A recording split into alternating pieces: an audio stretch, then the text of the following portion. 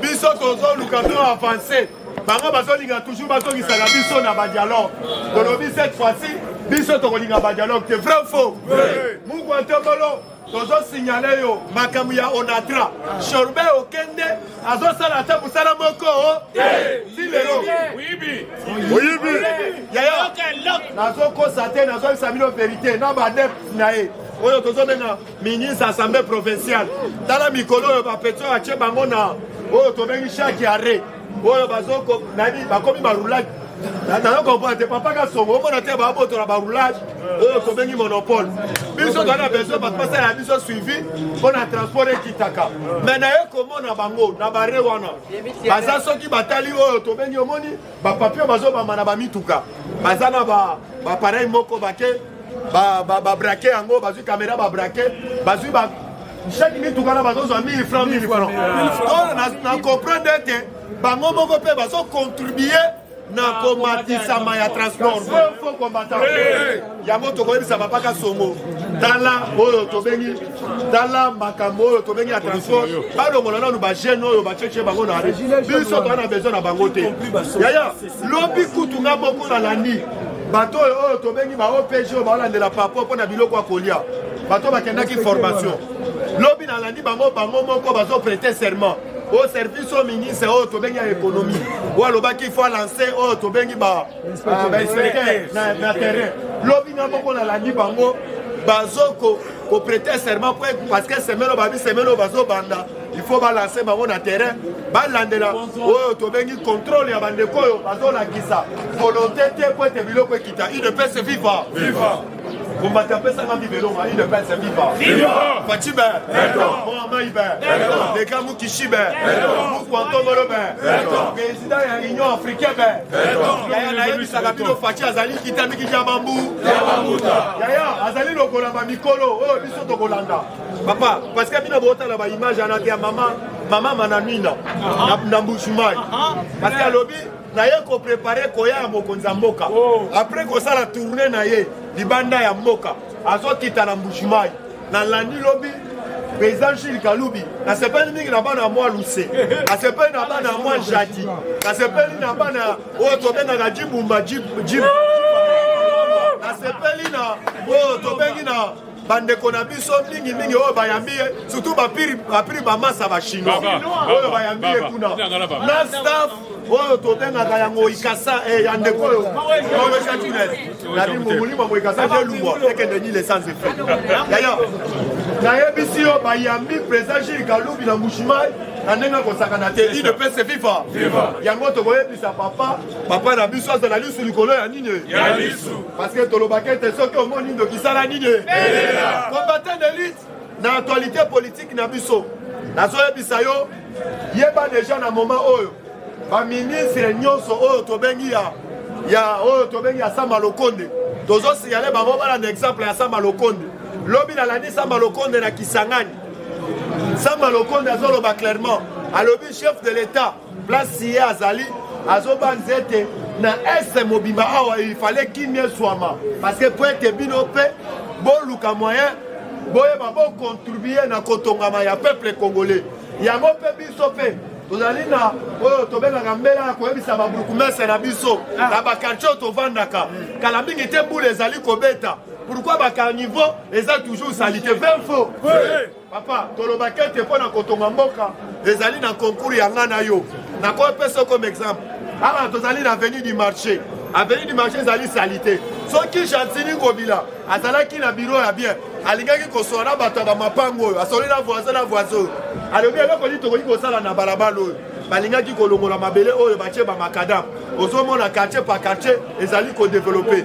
nazopesa longonya na burukumesi oyo nazomona ya limete oyo natamboli na bakati nazomona mosala azali kosala nayebi ete ezopesa nga quand même fierité namona azocontribue oyo tobengi na image ya kitoko oyo tobengi ya commune ya limete vrai faux combattant yango na koyebisa papa Chantini Ngobila oyo tobengaka Chantini Ngobila bafundu soki ozosala te parce que nazoyebisa bino kombatana lobona loba te Chantini Ngobila amemaki démission na ye devant Mukwantombolo akende kodepose na oyo tobengi na oyo alobi ete vis-à-vis bato bazofinga sur le terrain a démissionné mais bayebisi ye na minute oyo moyen odémissionné eza te kende kotonga sa sandu combattant de lutte yango na koyebisa yo combattant na minute oyo il fallait tous la mobiliser comme un seul homme parce que bato bakoyede mboka oyo ezali nga na yo yango lobi nasepelaki oyo tobengaka na ndeko Zulu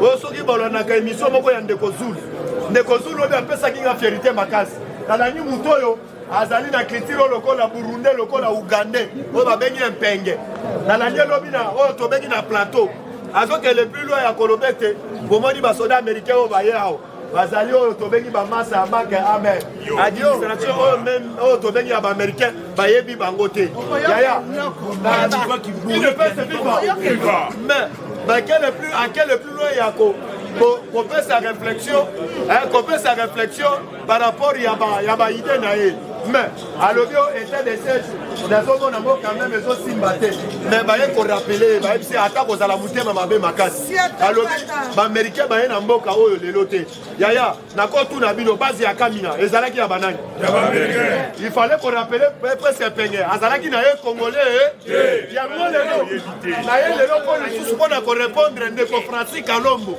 nalandi ye bapourparler na ye bamitingi na yo auti kosala na Katanga bolinga te boprofite ntango babakingwa akufi bokende kosala barécupération politique na kati ya Katanga yango nakoyebisa bakatange bozali bandeko na biso toyebi bien bakongole mingi ya monde mobimba bakizaka bino ete bino mutu bofabikaka oyo tobengi baprésident oyo bazali badeni Dakar vrai ou faux parce que lobi alandi Francis Kalombo ake le plus loin ya kosala meeting alobi ete ndenge na telemi ya Francis Kalombo nazo regrete parce que tomoni bandeko oyo ya UDPS bazotelemela oyo bazokosakishu kofingaka Moïse Katumbi Chapwe biso tozofinga Moïse Katumbi Chapwe te Moïse Katumbi Chapwe ndenge bino bozali kolobela na bino na ndenge azali kolobela ezobala na te boni tokoki kotunana Moïse Katumbi oyo amonaka Kongo na fenêtre akomi kokotela bato ya FCC alobi asenga na mokonzi ya mboka afine na pase te eske biso tokorépondre oye tokorépondre te il fallait koyebisa ye te mokonzi ya mboka alobaki mutu nyonso akozala na problème na justice ayeba ete justice ezali indépendant akorépondre baacte na ye na justice vrai ou faux mais tomoni Francis Kalombo lobi ake kolobe te azopesa mise en garde na bamembre oyo ya UDPS yaya toyebisi yo biso tozali bamembre ya UDPS mais toyebi ete tozali bacongolais authentique vrai faux nakoyebisa bino nakoyebisa yo ndeko na yo d'abord oyo bino botravaille na bango soi-disant lamuka wenge muzika ake le plus loin ya korépondre même monsieur Zulu alobi omoni na mboka oyo bato bakeye batamboli mpona koboya kadima ndeko Zulu ayebisi bato wana nalandi bato oyo batambolaki bato batikali kotambola te parce que na époque ya osa malonda namona bato ebele na baprovince ebele bamarche esalema mais kadima uti kobima o namoni marche moko te naye kosepela UDPS FIFA nasepeli na langage ya papa mokia répondre bango clairement alobi bato oyo batambolaki ezali bana oyo bazoteka bamakasu oyo bazotambola na bangumba na mutu mais yango soki ezalaki baboya kadima olingo oyoka tous les provinces bangi kotelema yango nga mpe na korapele yo na époque ya Félix Antoine Tshilombo Tshisekedi opposition ezali parce que bazangi baargument solide ya kosimba yango olandaki chef spirituel ya oyo tobengi ya kimbangisa ake le plus loin ya kolobe te apesi mise en garde na bato oyo bazolobe te papa Kadima oyo azali sénégalais yaya naye biso na Congo soki balingi elodiko bakopamba yo bakombo moko na baprovince oyo tikala koyeba te yango olobi boyebe te lelo mpe bakangisi biso na kati ya seni lelo mpe baresone biso bamembre ya kimbangise bayebe te Kadima azali réponse na biso oyo tobengi ya bakimbangise biso moto otindi ye po ete abundela mboka oyo bayeba ete église kimbangise ezali parmi église oyo ezwaki indépendance vrai ou faux yango tobeteli bato église kimbangise maboko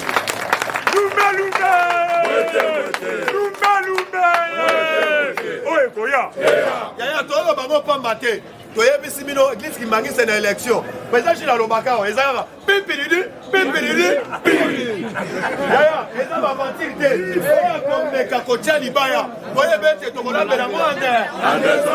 parce que nayebi bien bango balingaki toleka na glissement yango na sepe na sagesse ya mukwa tombolo abeti bango kindo yaya parce que voyage oyo mokonzi yango bazosala ezali voyage oyo tobengaka ya une semaine.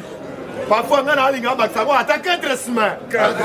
Parce que l'objet a landi, on a dit professeur Mbata, combattant là, le professeur Mbata, l'objet a lobby. A lobby, n'a vu déjà Mukanda wana na maboko. Azali ko examiner en malembe malé. Naya, toto ke na mango beaucoup là beaucoup. Toko koba toujours na libongo. Alobi motoko choka mona. De pere de mere. De mera. Fatima. Combattant toto lo bango famba. Tozolo bango pambate parce que toyebi bien tozali ba congolais. Pourquoi toujours ba tunabiso ensemble? Bazolo bete zo yake ba bouger loi ya congolité. Toko lungwa na union sacrée.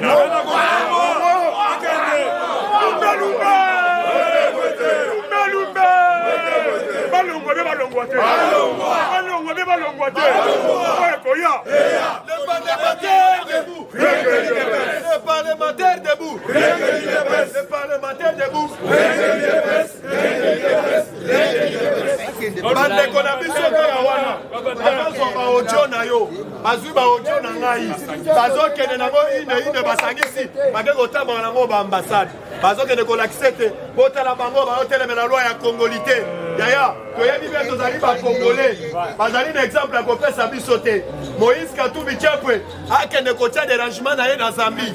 Kuna balobi faut postuler faut à la Zambien. Na ye ba na Congo, azali congolais. Yango eloko na sepeli na moka. Lobi na lani même na la mère mende o malanga Womboshi. Womboshi na jina de Jimé. Lobi na la mère mende lobi. À quel plus loin? À quel plus loin à Kolobete? Ngai la mère mende na lobaki. Bamusu bazali ba congolais te. Baya ko tia biso dérangement na République démocratique du Congo. Ba kende kana bango, ba kende ko postiller. Awa ayebete. Biso tozo signaler na ba député to ko soutenir loi ya Congo.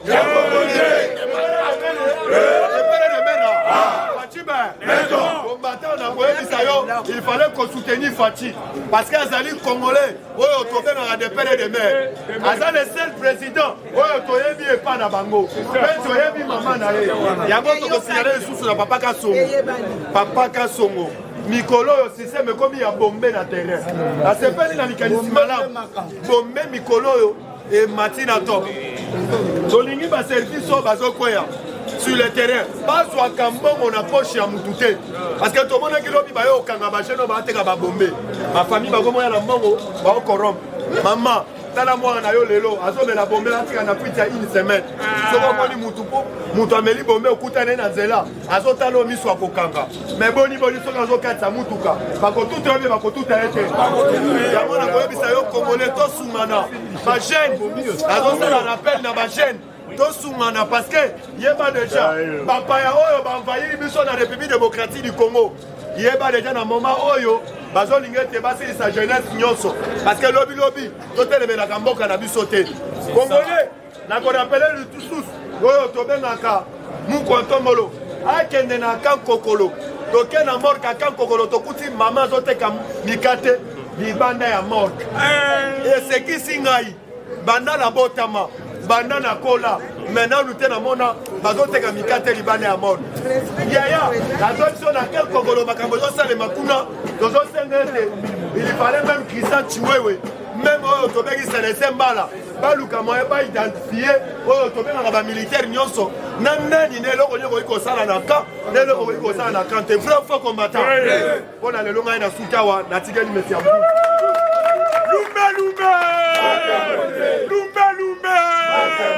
Fatine-toi. Fatine-toi. Fatine-toi. Voici là. IDPS viva. Viva. IDPS viva. Viva. IDPS viva. Viva. Viva. Viva.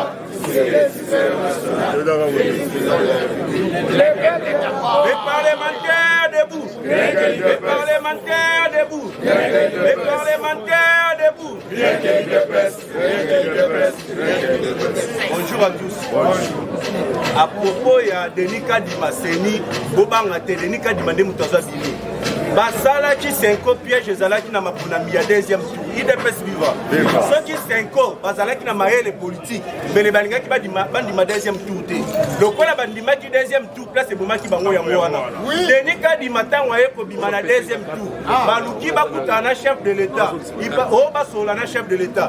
Mais chef de l'État, Nengazawana, Azami est informé que nous sommes. Piège ni Balinga Basala. Après avoir que Solana, chef de l'État, Basu Basilisi, Boba Zoasiko Bateka image Yamabeke, oh Félix Tshisekedi aligné négocier la mission pour la Denis Kadima. Chef de l'État, le col Azua Yebi, Yango, le Koyaza diplomate, Yango Aboyiko Yambabango. Alobi na Bango, affaire aux aliens Seni et engagé Naïté. Très bien. Bon, qu'il ne place ce Sengeli. Oh, Yakobima, Akobima. Et ça la même et pas Nabino 5 ceux qui m'outabimé pas Nabino. Ceux qui Sengeli, on a gagné l'élection, on a gagné l'élection, même dans Moutunabino. Il est pas suivant. Si on a autour Nabino 5 Bino Bozopé, t'as toujours maquillé le haut, tout ça, on a poussé à l'élection. Mais Seni Yangouana. Bazo Lukabacha Moutou. Pour organiser, oh, les Sengeli. Mais pourquoi Bozoté le Mélayango? Il est pas suivant. Et puis, deuxième carte, Nabango Bazana poussé à dialogue. Pour l'église catholique, et l'autre Boma Bango est dans l'école. Le chef de l'État a déjà gratuité et enseignement. Bazali sous la place, il y a Koliate. Bazal Lukasiko, qui est en dialogue pour la ligne, Bazwa Baposte, il est pas suivant. Hôtel Martin Fayoul, hôtel même il y a FCC. Bango se bat en position. Pour comprendre déjà faiblesse et bêtikat na Bango. Il y a un homme qui va proche Minen et Joseph Kabila Bakomi Kodima. Il est pas suivant. Dans un fond où la bino carte moko, dans un fond où la bino carte moko. Botou Nangaï, arrivé à ba américain dans le sol congolais. Est-ce que Botika lui koyo comme appelle le nombre exact na bango? Et puis pour nani que ba américain tant baye ba pesa qui date ba kiti brisque. Il est pas vivant. OK, ezala qui na plan diabolique Moïse Katumbi Joseph Kabila Babana Kobomisa. La côté qui va mercenaire à niveau de Tanzanie. Il est pas vivant. Les parlementaires debout. Les parlementaires debout. Les parlementaires debout. Par contre, ça qui déjà va mercenaire à niveau de Tanzanie. Chef de l'État déjà Zalaki signalé par les Américains. Le monde va épicer que Nenge ba mercenaire wana ba koti bazolinga ba koti ba na son congolais pour na ba créer rébellion ba renverser pouvoir en place. Yango ba américain na tango bazu ba yaki ba komaki na sol congolais. Chef de l'État après avoir kosolana bango. Domonika a divers ba komi kotuna bazolo baké. Ba américain ba ye wana baza au nombre de combien? Il dépasse vivant. Mais nombre na bango est indéterminé. Ba komisi nombre na bango te. Yango domoni ba kendaki na ba niveau ya ba parc nyoso wana eza pona ko sécuriser. Il dépasse vivant. Vertige sala ki Moïse Katumbi yango bimaki brisque. Ba propos ya lobaki wana taye moko kutu aye ko se rendre compte na simaka et là on na lobby. Et puis batunaye ensemble ba attaquer. Ba lobby mais ndenge nini ozo lobby ba propos ya bongo zalaki na ba conseiller te ou soit ba komela yo ou soit ba orienter yo boye ba eloko nini koloba. Mais tango yo zo bimi oleki na ba chaîne lobby bolika. Pona nini chef de l'État zo fini dans le passé. Ba tika ba détourner pour ceux qui ba kanyi bango moko kozonga sima. Ba lobby zo comprendre te que ça message ya mabe. Peuple congolais o ba zi message na yo wana. Ba ko kanisani ba ko kanisa ke yo oza ko soutenir nani ba détourner wana. Il dépasse vivant. Ami bomi emoko. Donc chef de l'État na zo Bisabino, Bazakao. Les Américains aussi, Bomoni, on a Bakani plus Nyoso. Les mercenaires, on a Bakani plus Nyoso. Bazu Batali, ceux qui te disent que c'est ma bonne Félix Tshisekedi n'est pas la majorité populaire. Il est presque vivant. Vouloir ou pas à gagner. Il y a un moment de théâtre, il y a un niveau de mais on a pas Bisabango. Ceux qui viennent au Bolini, qui Denis Kadima Abimate, ils sont un problème. Mais ceux qui basent l'organisation et l'élection et qui est le ministère intérieur, ils ont un avantage. Ils sont il est pas suivant. Et puis la Landaki, député, na sénateur de la province du Maniema. Parce que le chef de l'État, Balobi na Eboeke, à permettre Matata Pogno, Abima Libanda ya Mboka pour na soigner. Et s'il a lutté, Balobi Boye, à permettre Matata Pogno, Abima Libanda pour soigner. Mais avant Abima, il faut que ça va mourir de soigner. Il est pas suivant.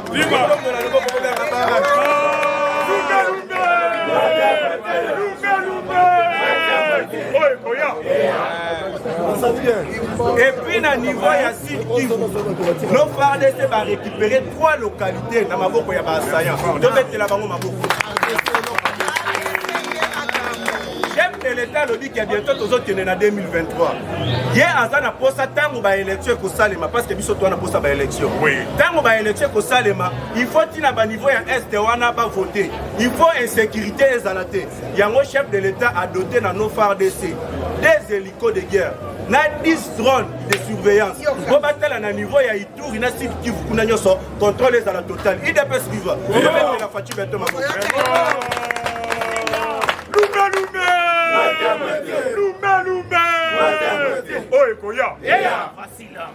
Et puis toujours, chef de l'État, le président de la République, Félix Tshisekedi Tshilombo, attendu ce mardi le 24 août na Lucas pour l'investiture du nouveau président zambien.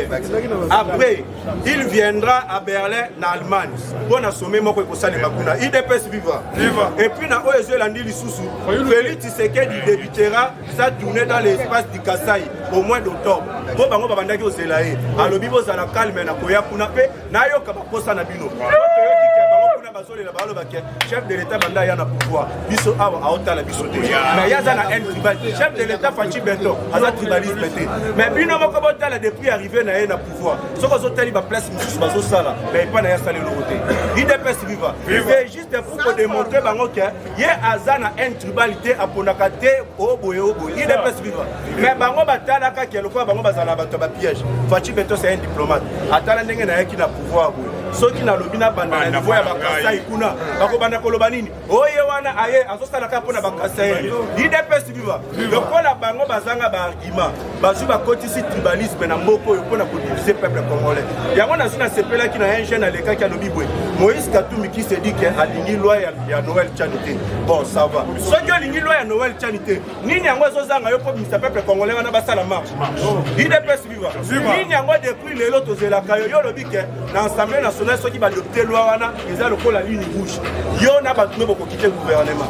mais tandis que bato na ye balobi yo za millionnaire parce que nga alobaka Moïse Katumbi kokoma ne millionnaire bazala wana eza mbongo ya makila ya Kabasele IDPS viva aboma Kabasele parce que Kabasele azalaka c'était un millionnaire na niveau ya Bukima ikuna azalaka na mini na ye babengaka mini de mbola ye sikoyo Moïse Katumbi akamata na bato ya Mazembe bakenda babotola mini bapanza biloko nyonso ya Kabasele lokola Kabasele azala mukolo esalaka ye retour nde akoyaka kufaki nde ye azwa babiloko nyonso ya Kabasele yango nde tosalaki ya koma millionnaire IDPS viva sikoyo na maboko ya Moïse Katumbi po boyeba na maboko ya Moïse Katumbi makila eza ebele seule façon na ye akoki kose protéger il faut akoma président de la République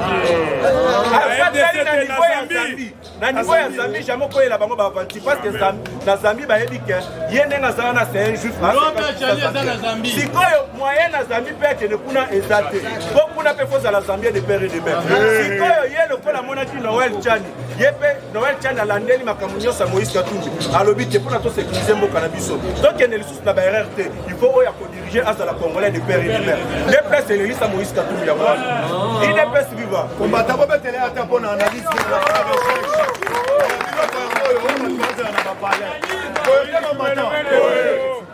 IDPS viva omoni Noël Tchani je vous dis nakopesa exemple na niveau ya Katanga kuna mutu nyonso ya koluka atelemela bango réponse na ye ezalaka na IDPS viva yango naloba bakatange bazwa bango en otage parce que soki atozi totali tous les étrangers nyonso bayaka na sol congolais bakendaka na Katanga et puis soki ozotuli bango baza banani IDPS viva eza tellement infiltré yango bakatangi oyo baza kuna bango balobaki ke biso toza contre loi ya Noël Tchani te biso toza na posa ke loi wana ezala impliqué mais sikoyo soki olobi ou soit obimisa ata komba Moïse Katumbi na monoko na yo yebaki yo oza na danger yango moni parti politique ya Baba Kyungu balobi ke liwa ya mwana na ye moko papa eza politique nyonso wana po alakisaki position na ye akosoutenir maponami ya 2023 ya chef de l'État IDPS viva omoni bapolitique bakomi mema epuis kaka bango bazwi bakotisi bapoison kaka bango bazwi bakotisi initiative ya babombe IDPS viva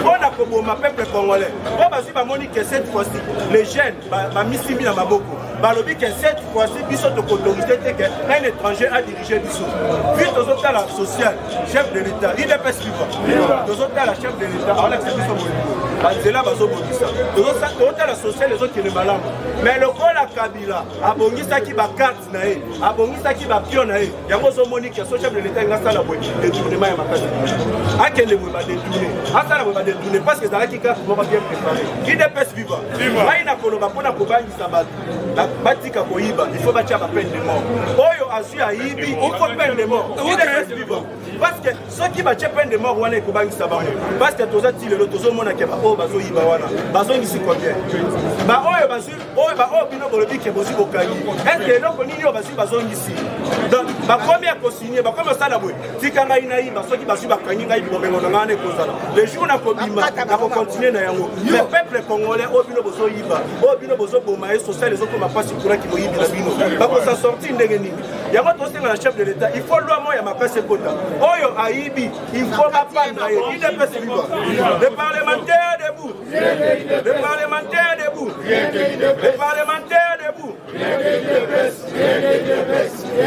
bota la chef de l'état Fachi Beton na bolingo aza nango mpona mboka bachinois baza na bacontrat oyo bazwi basinya ya makasi IDPS viva bacontrat oyo bazwi basinya na sud Kivu mpona baexploitaka baor na biso pendant 18 ans chef de l'état Fachi Beton ntango aza promis azwi atali tous les contrats wana abengani 6 sociétés ya bachinois tobengela Fachi Beton abengani 6 sociétés ya bachinois na sud Kivu IDPS viva Fachi Ben Fachi Chwa Fachi Chwa Fachi Chwa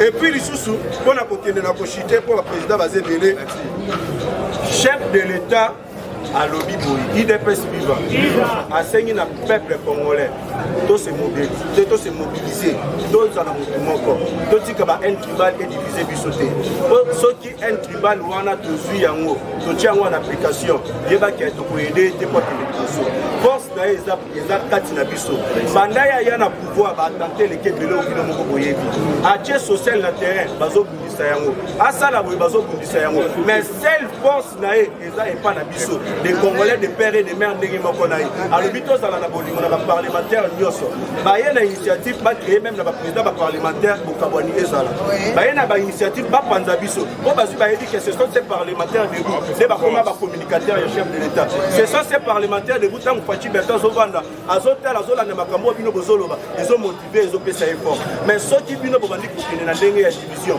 bokoyede te mpona baprojet aza na yango mpona biso peuple congolais akokoma incapable ya kosala yango et puis force kokende na ka adverse IDPS viva yango alobi tozala na bolingo topuse ye mpo akende liboso merci beaucoup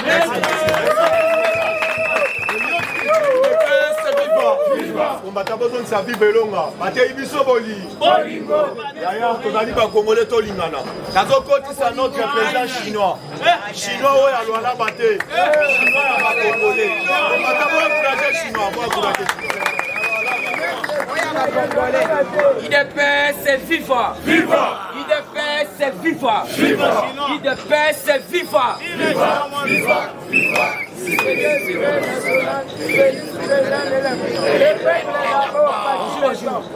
Bonjour les sous. On va interpeller toujours conscience nayo. On a slogan. Il y a parti va même il y a mouvoir tout le monde. Asi ya bengana batu ka pona slogan to saba vandike. To tindika ngona ndenga ke puisque soko zoyeba te. Ozali na batu oyo bazoluka ti ozoyemba MD parti. Yeba yemba kuna po yeko. O bango bazol bayeba déjà eza slogan. Mais yo to tindika slogan ya IDPS parti au pouvoir. Ozo lisate ozoyeba te. Tant pis. Mais on dit Beto puisque wana ezango makasi te. Yo koloba noka Beto bote combattant. Puisque slogan est très important. Même les soldats dans Katia Bitumba, donc il n'a pas de pardon. Abandana n'a pas slogan à Bango, voté combattant. À combien plus forte raison ils sont partis au pouvoir? Fatime, Mukishibe, Momaïbe, Mukwatombolube, le grand esprit, Moulan Kwasabe, le président le plus gossot du monde, le président le plus géant du monde, Aiglebe, Wabilumboube, Swamambobe, 100% si congolais de père et de mère, les lions de la tribu congolaise, de Bethléem dans Maboko.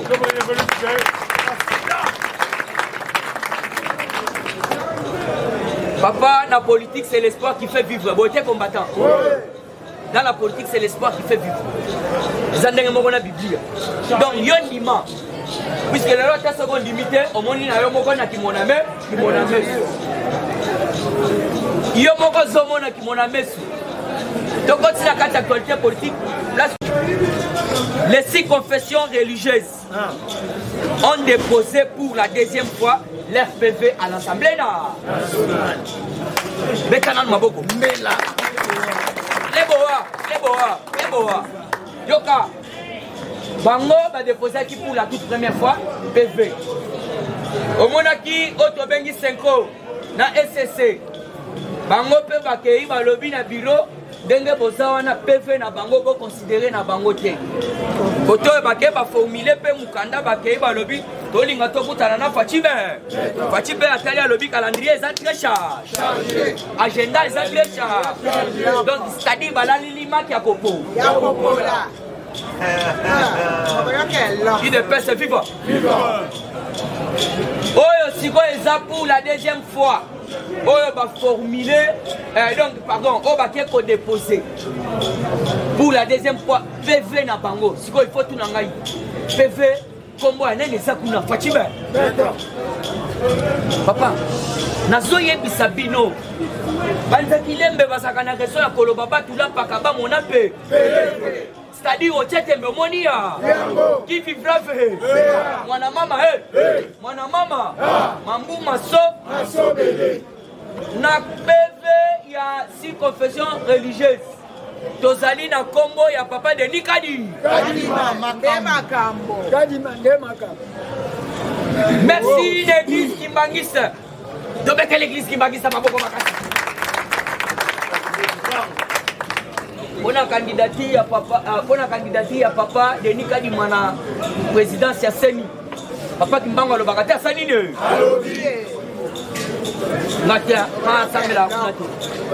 Mais Kuna, Otobengi représentant légal.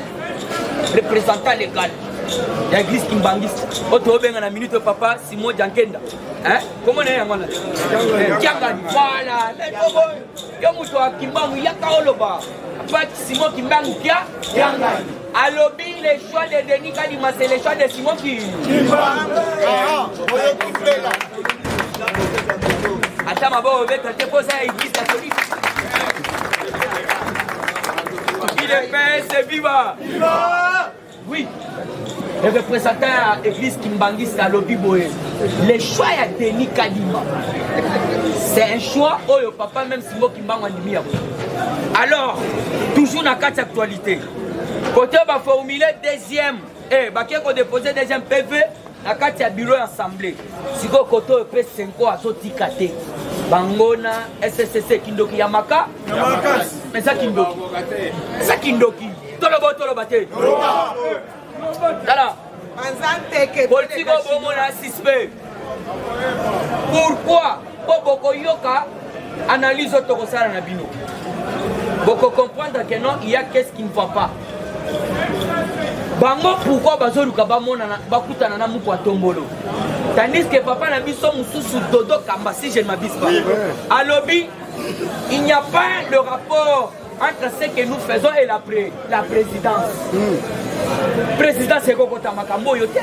Biso moko to trouver ko compromis. Papa si biso 14 jours. Papa si biso 2 jours. Papa si biso 3 jours. Ceux qui ont organisé tout ça moi to repère so ande. Ce que vous une année, tu copies ça bango. Mais oui, mais Yoka, qu'est-ce qui se passe? Côté baké, côté Kamukanda, pour beaucoup na Otobei Mukwa Tombolo. Donc, selon nos sources, Tolobo. Selon nos sources, approche à présidence. Balobi. Chef de l'État alingi kokota na makambo wana te. Et puis présidence de la République jamais peut s'impliquer dans le dossier wana. Bango moko va trouver autobengi compromis. Puisque présidence n'a rien à voir dans CENI.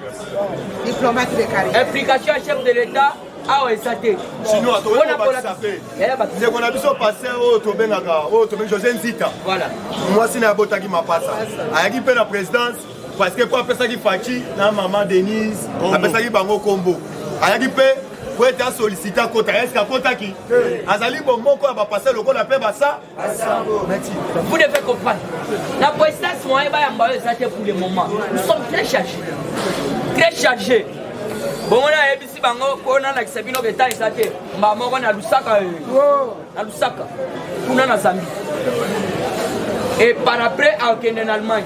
Alors na voyage en Allemagne il faut toquer bisa équipe d'avance mais malgré président qui merci a betango likolo et ali na mutoto benga monsieur Dieudonné Lobo monsieur Dieudonné Lobo na Loabea batu wana bazali batu moko bazako bebisa équipe d'avance ya Mouko Tombolo. Soit qui va commis la mission, donc qui bango va bosser la mission, va commis va papa chéri. Donc va bandi va amour. Et là on a joué Sabino et ça n'a pas si papa le rôle au père de Moussala pour nous sécuriser Mouko Tombolo. Équipe il y a 20 personnes on va sécuriser qui Mouko Tombolo des colonnes. Di Otobengi Berlin. Distance il y a 600 km. 20 personnes. Batouana va salir belé Raja Mamadou Polondo. Ba Walter Chimanga. Ba Otobengi le Marseillais, Dochi Bamba. Cordon Massamba. Donc ba judoka, ba boxeur, ba karaté condamné. Ba lobby Totiki Moussala. Puisque pour un poto, tout le monde va poser à Miké tout bateau tobi malo le rôle va poser. Ba fina kabango, le rôle va penser. Le rôle bateau na tangeli bino ba ko. Ba fina kabango. Siko batouana batiki misala yaya tilelo batikala ko futa maté et puis misala beba. Mutu lokola jama Mamadou Polondo musale beba. Mutu lokola Otobengi cordon polem Massamba musale beba. Mutu Otobengi Walter Chimanga Polin Wangongo. Polin Wangongo asali entraîneur principal ya Mouko musale beba. Pourquoi pour na sécuriser Mouko Tombolo qui atteint un individu mon côté ameka ko poussa na place Mouko Tombolo ezali. Mais batouana va se porter garant. Balobi toto longwa na ena Cologne pardon di Berlin. Mais yaya mutu lokola yo obebisa musala ti lelo batikala ko futa yote.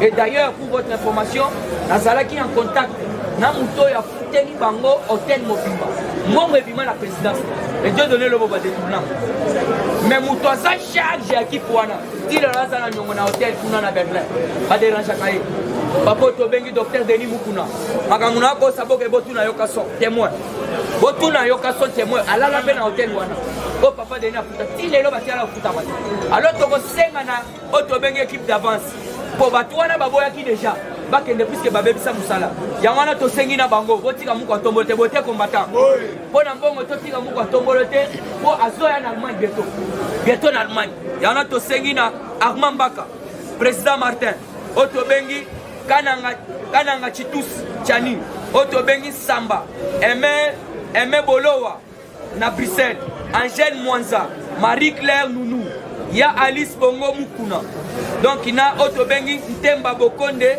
Yaba Kwantemba donc Mokonzi Azo Kita Berlin Botika yete pourquoi besoin qui m'ont voté pour accompagner les bossala à Kesha les votés combattants puisque Baloba qui te okendete misale beba mbongo pe totika la ko soite alors moi to kende le tout soite alors to sengi na bango Facha Zoya Berlin cette fois-ci na ebi que Dieu donné l'homme avec son équipe ya Otobengi d'avance quand ça va partite so il va ça il va partite tukumbujande toujours na carte actualité politique tozongi na seni yoka sikoyo commission paritaire mais c'est André Mbata à l'obi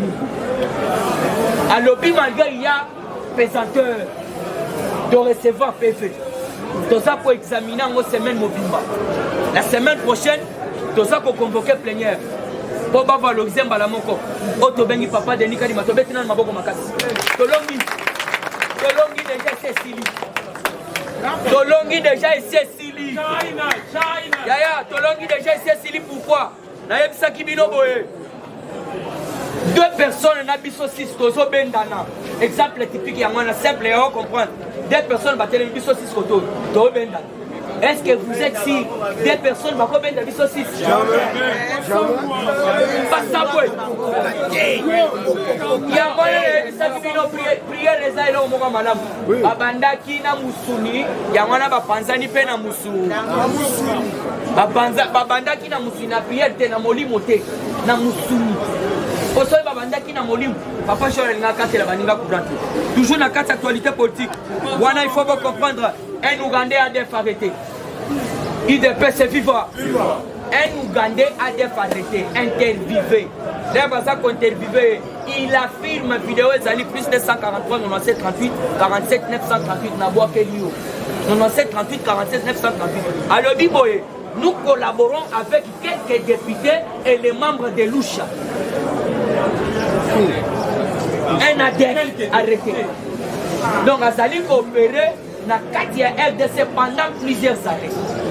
Mais Bakanga qui est, merci na ba militaire na biso. Oh basali musala fait makito. Alors les baso ko interviewé, il affirme ko ba alo basoyi libora. Nga tout simple na yeba nga ngote, mais yoka soyi baso beta ko. Alors soyi na tindeli yo zala pe makasi kuna la soyi. Alors il faut comprendre à lobby nous collaborons avec quelques députés et à la provinciale et à la nationale.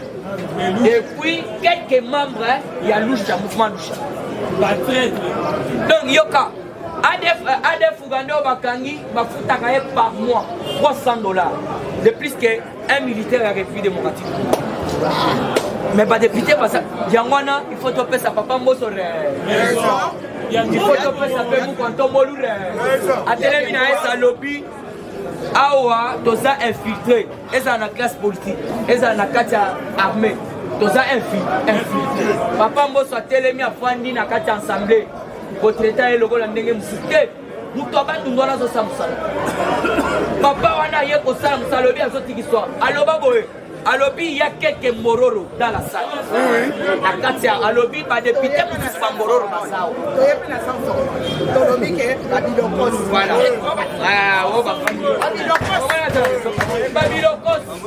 Mais Yoka, qu'est-ce qui se passe? Mosso avait raison. Mosso avait raison à Kolobake. Bah, député, bah, Fandi, bah, la tigre à droite. Mais la bande, il faut ça l'analyse. Analyse, mon qu'on a ça là qui il fallait comprendre. Awa ndenge zaboye papa Mosso aliye kolia mbongo mutute aliye kosala musala tolobi boye état de siège ata yo moko vraiment tochaka keno na barumbu bandeko bakufaka bambule bele plus de 23 ans na barumbu wana eza exemple sikoyo tozomona président de la République alobi totia état de siège na barumbu otomeka kote donc ko tranquilliser ko doser nana. Et puis, si tu as tu en finir. Mais quand il y a des députés, il y a des députés, il fallait déjà comprendre déjà que oui, Félix Azaghi a raison, il y a que nous n'avons pas les élus du peuple, mais nous avons les ennemis du peuple. Toujours la carte actualité, affaire John. Il ne peut se vivre. John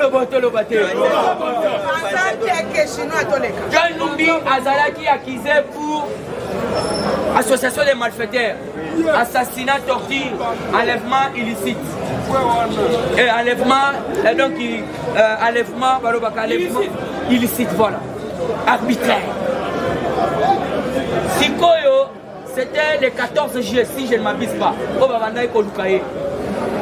Mais tu y a comment on a des députés, avocat, il y a John Numbi, Sali Mukanda, na cour constitutionnelle. Bazoye batete na cour constitutionnelle, tozala papa dia donné Kalouba Djibois. Djibois c'est-à-dire Libanga. C'est-à-dire Libanga. Il faut comprendre na Katia béton, Libanga eza. Fachibe. Nan ko comprendre donc solution en athée. Si tu le rappelles, non, Fatia sa béton, vous comprenez. Mais il y a un avocat. Bazu Basalim Kanababi, non. Accusation, il y a John Numbi, les alliés anticonstitutionnalistes. Constitutionnel, merci Mahomet. Donc, accusation à John Numbi, les alliés anticonstitutionnels. bakei tina cour constitutionnel va déposer mukanda yaya bango bazoloba nini balobi bakobengisa John Numbi ndenge wana te John Numbi azali hero lokola Lumumba lokola Muse IDPS viva mais yoka sous la présidence de Dieudonné Kalouba requête ezali recevable mais non faux IDPS viva requête recevable mais non fondée. Donc John Numbi ndenga sana soko yebi place ezali benga atena mboka ni signaler biso toyebi ke babimaka mingi côté ya koto bengi kingakati de kingakati bo kingakati kuna okobima no pe okei kuna osala fatike mboka wana kingakati et puis nous devons faire tout pour to bloquer yango puisque kingakati ndenga wana bategelaka kanambe il faut koyeba nani ategelaki kanambe kingakati puisque ye autande akuta bapapa bakoko bakulutu comment ça fait-il que ye asomba oto bengi kingakati donc ba chef coutumier ba tekela ye c'est-à-dire il faut bazala osa chinois faut pas rappeler ba yebete na époque ya oto bengi kengo adondo akimelaka pe kanzela o bozomona kote ya kingakati ko boyebela kunzela kotaka kendaka ngola boyebete place wana ebombi oyo tobengi bafrontière ebele parce bamai mpe ezali wana yango nakoyebisa yo combattant zala lisu likolo ya lisu. Toujours dans la carte actualité politique, le président Félix Antoine Tshisekedi Tshilombo a doté les FARDC au front en guerre contre les ADF des avions de reconnaissance et 10 drones militaires. Il ne peut se vivre. Ça a expliqué 10 drones, puisque Belé va comprendre le drone. Drone, on va faire si FARDC, et les drones, ils ont maternité de Amouné, Nicolo, Pena Makasi. Alors, vous savez, les drones, ils ont caméra. Donc, place à des Fafani, à Zoko fabriqué. C'est pourquoi Tozo et Sabino, 5 bassins conquis. Donc, 4. Donc, alors pourquoi? À cause il y a des drones. Drone à Zoma Talikolo, à Zako Tala. Tout bateau est Zawat. À Babasio est Zawat. Ma centre de formation est Zawat. Général de brigade. Région telle, Bukap, Iri Mouben, Tembo, Kotawana. Bakoti Mamoko, Bakoti Basso. À partir de drone. Mais Baba Tseli, Bamon, 10 drones. Jour où on a vu ça qui bino. Quelques drones américains, quelques drones congolais contrôlent déjà la zone. Contrôle déjà, oui, contrôle déjà la zone. Ah, on a zoé Sabino, kuna na est, tout la moussi yaba rebelle, tout la moussi yaza, drone. Depuis États-Unis d'Amérique, et l'Elisa Matouza na barque de Virunga. Nazo ebisayo kuna mbumezo le nani. Bauti ozo lisusu 5 passions. Donc 5 passions c'est là qu'il y a ADF, ça peut y a Codeco, ça peut y a donc va créer un mouvement ébélé. Alors vous devez comprendre mais FARDC social mais depuis Tazoboya que non FARDC social député est-ce que depuis Takamata rebelle moko depuis Takamata rebelle moko au contraire il y a des rebelles moudé. Alors vous devez comprendre Fatih Béton côté Bazoko Gaëtende Yangwana il parle et il réalise Aeb Sakibiso je ne peux pas partager 2 mètres na Rwanda de l'autre bon mon Rwanda Barwanda bana balela baoba kotaki côté ya Nyiragongo mais bobengaki mais botuna baoba kotaki Nyiragongo tout la moussiasa bayo kaka ba américain ba ko puisque ba envoyer déjà côté ya Minembwe voilà ba rebelle donc ba militaire rwandais ba kotaki déjà côté ya Minembwe alors ndé saboye les bayo kaka ba américain ba koti et puis ba déjà nous comptons le lobby déployer Batouane, déployer déjà Bango.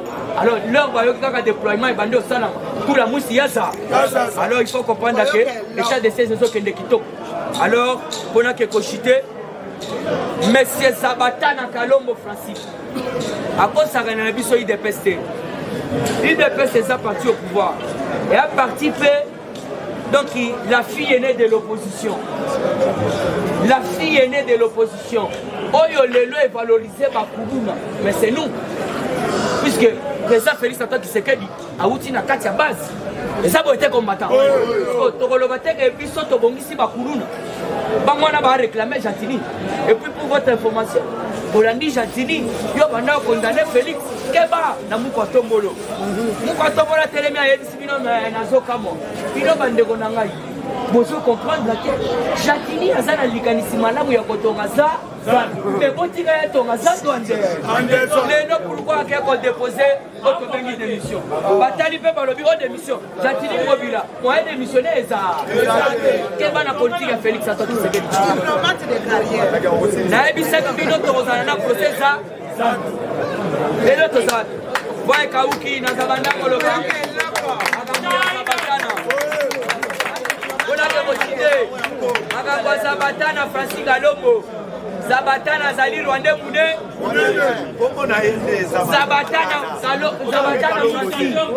Zabatana Francis, les formateurs de Koulouna. L'homme qui avait distribué les machettes. L'initiateur et la machette, c'est Francis Kalombo. Azana leçon morale ya kopesa IDPST. IDPS lelo ne mutu et bimisi volonté politique ya kobongisa mboka. Mais comment ça fait que yo za ko condamner ba combattant? Et bisonde to saboye. Tozali bato yo peuple mobimba, Congo mobimba. Il faut pas respecter la IDPS. Voter combattant. Et surtout pas parlementaire de. Et surtout pas parlementaire de. Mais pourquoi c'est que c'est du Amour Maïba qui pourquoi a créé qui phénomène? Et puis il y a banda au ben parlement débouté. Abanda au ben un téléphone rouge. Donc débouche alors. Comme le policier parole de actualité c'est belé. Donc on attra. Azo chité na on attra. On attra tout ça pour senga na papa Gilles Alengete. Vraiment Chéribin Okende. Chéribin Okende azali kutu akatumbi. Bango bazali place bazali bache bango oba baby sakaka.